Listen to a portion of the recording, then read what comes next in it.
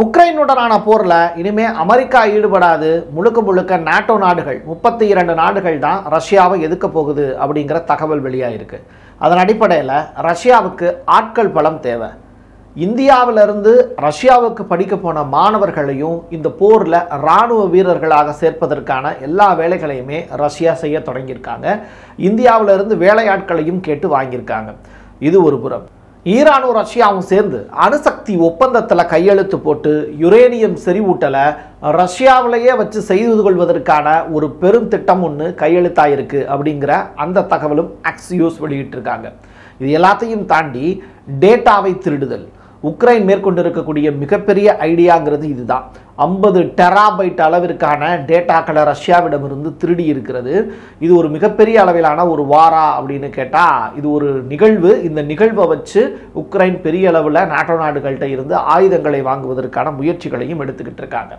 இது எல்லாத்தையும் தாண்டி பீஸ் டீல் அப்படிங்கிறது வரக்கூடிய புதன்கிழமை நடக்க இருக்குங்கிற தகவலோடு சேர்த்து ஏகப்பட்ட விஷயம் ரஷ்யா உக்ரைன் பற்றிய விடயங்களை நம்ம பார்க்க போகிறோம். வாங்க பார்க்கலாம் உறவுகளே. இது பிரசாத் சிக்னேச்சர். நீங்கள் ஒரு ஜேர்னலிஸ்டா இல்லை நியூஸ் ரீடரா வரணும்னு ஆசைப்படுறீங்களா? அப்படின்னா இது உங்களுக்கான பெரிய வாய்ப்பு. ஒரு பெரிய இலக்கோட அதற்கான முதல் படிக்கட்டு தான் இந்த பயிற்சி பட்டறை. தியரிட்டிக்கல் அண்ட் பிராக்டிக்கல் கிளாஸினுடைய முடிவில் சர்டிஃபிகேட்டும் கொடுக்கப்படும். தொடர்புக்கு 94493594 என் நம்பருக்கு காண்டாக்ட் பண்ணுங்க. நீங்கள் நம்ம சேனலுக்கு விளம்பரம் கொடுக்க விருப்பப்பட்டீங்கன்னா 94493594 இந்த நம்பருக்கு காண்டாக்ட் பண்ணுங்க.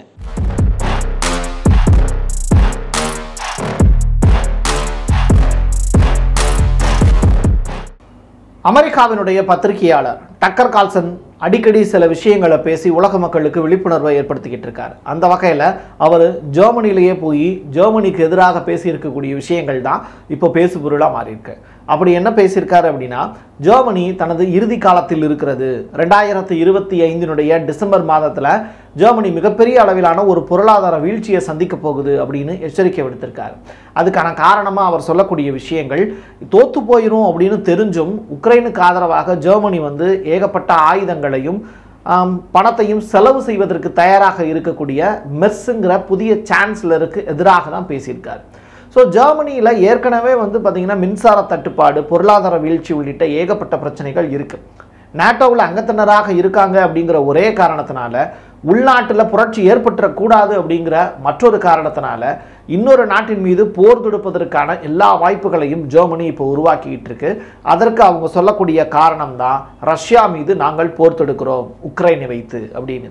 ஸோ ஜெர்மனி வக்கில்லாத ஒரு ஆட்களாக மாறிவிட்டார்கள் அப்படிங்கிறது தான்.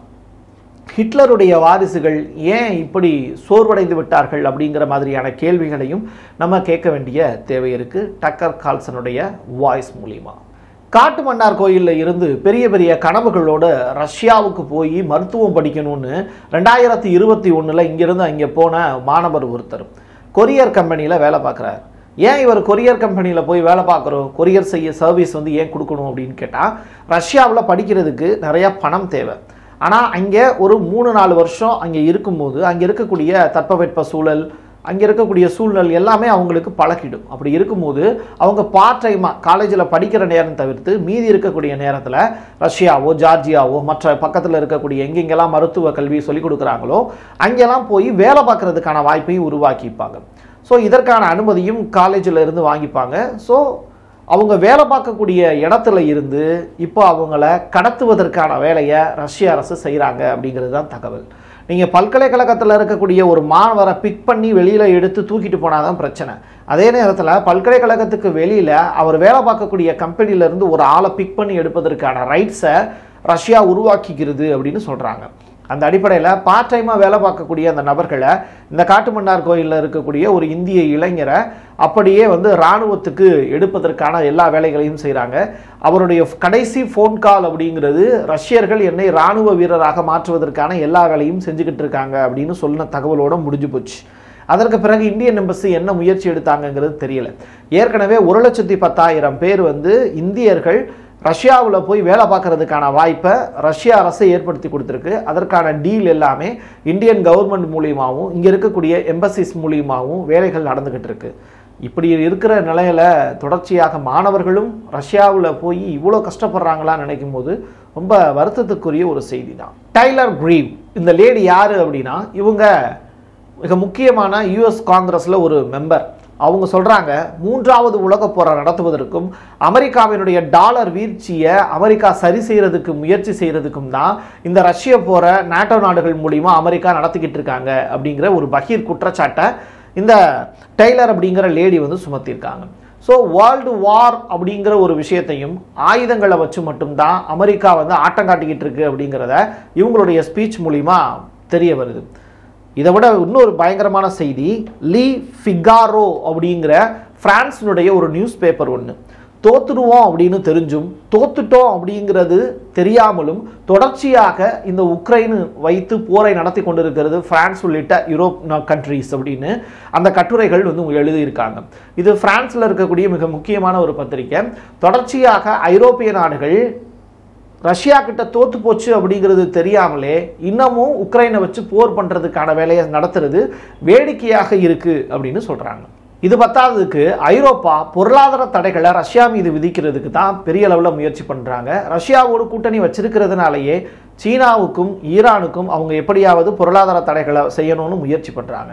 அதில் ஒரு பகுதியாக தான் 4 சீன நிறுவனங்களுக்கு தடை, பொருளாதார தடை. இதனால் ரஷ்யாவோடு கொண்டு இருக்கக்கூடிய உறவின் காரணமாக.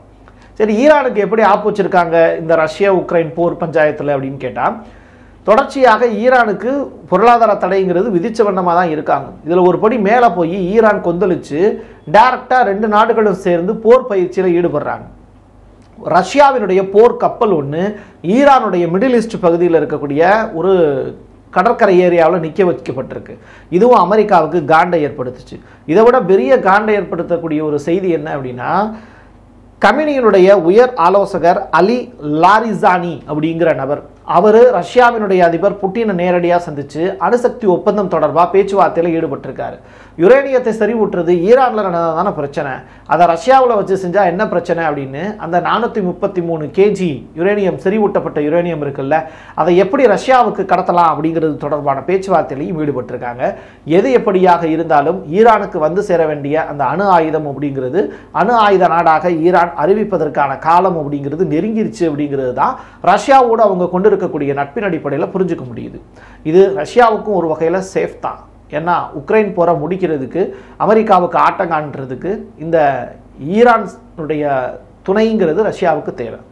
தொடர்ச்சியாக ஜெர்மனி என்ன பண்ணுறாங்க, தாங்கிட்ட இருக்கக்கூடிய பேட்ரியாட் ஏவுகணைகளை அவங்கள்ட்ட கொடுக்கறதுக்கு ஒப்பந்தம் தெரிவித்தாங்க. பட் என்ன காரணமோ தெரியல, ஜெர்மனி அந்த பேட்ரியாட் ஏவுகணை கொடுக்கறத நிப்பாட்டிருச்சு உக்ரைனுக்கு. அமெரிக்கா சைடில் இருந்து 8 பேட்ரியாட் வந்து கொடுக்குறதா சொல்லியிருந்தாங்க. அதில் 3 வந்து ஃபஸ்ட்டு அனுப்பிச்சிருந்தாங்க. இந்த 3 பேட்ரியாட் ஏவுகணைகளையுமே இப்போது டெஸ்ட்ராய் பண்ணிட்டாங்க ரஷ்யா. அது மட்டும் இல்லை, ஒரு ரேடாரையும் அடித்து உடச்சி தும்சம் பண்ணியிருக்காங்க. ஒரே நாளில் 536 ட்ரோன்கள் வந்து ஏவிருக்காங்க. இதில் ஏகப்பட்டதை வந்து உக்ரைன் வந்து முறியடிச்சிட்டோம் அப்படின்னு சொன்னாலும் கூட சேதாரங்கள் அப்படிங்கிறது ஏகப்பட்டது நடந்திருக்கு. 8 கிராமங்களில் இருந்து இப்போ 10 கிராமங்கள் வரைக்கும் கைப்பற்றியிருக்காங்க அப்படிங்கிற லேட்டஸ்ட் அப்டேட்டு வெளியாகிருக்கு.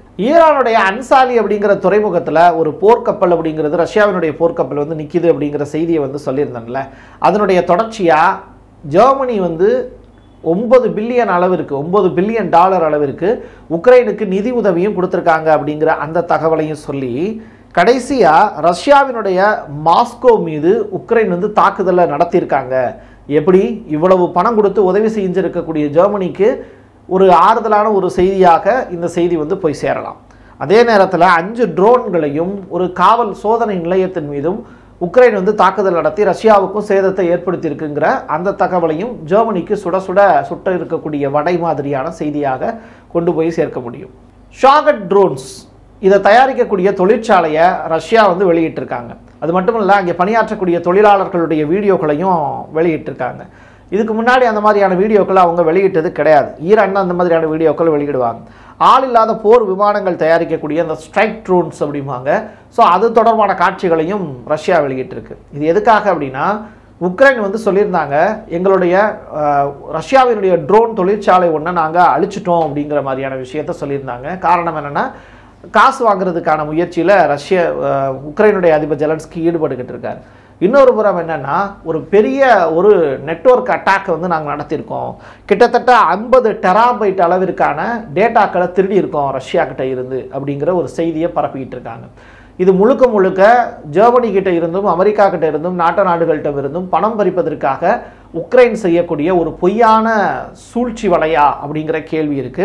இந்த செய்தியில் எந்த அளவிற்கு உண்மை இருக்கு அப்படிங்கிறதும் நமக்கு தெரியல. காரணம் என்னன்னா இது யூரோப் சைடில் இருந்து வெளியிட்டு இருக்கக்கூடிய செய்தியாக இருக்கிறதுனால இதை எந்த அளவுக்கு நம்பலாம் அப்படிங்கிறதும் கொஸ்டின் மார்க். இது பத்தாததுக்கு இது உண்மையாக இருந்ததுன்னா அடுத்து பீஸ் டீல் ரிலேட்டடான விஷயத்துக்கு ஜெலன்ஸ்கி சம்மதம் தெரிவிச்சிருக்க மாட்டார். பட் இப்போ பீஸ் டீலுக்கு சம்மதம் தெரிவிச்சிருக்கார். அப்படின்னா என்னன்னா வாங்கின அடி அந்த மாதிரி. ஸோ ஜெலன்ஸ்கி வாங்கி இருக்கக்கூடிய அடிக்கு இணையாக புதன்கிழமை வந்து இஸ்தான்புல்ல மறுபடியும் மீட்டிங் ஒன்று நடத்த போகிறாங்க.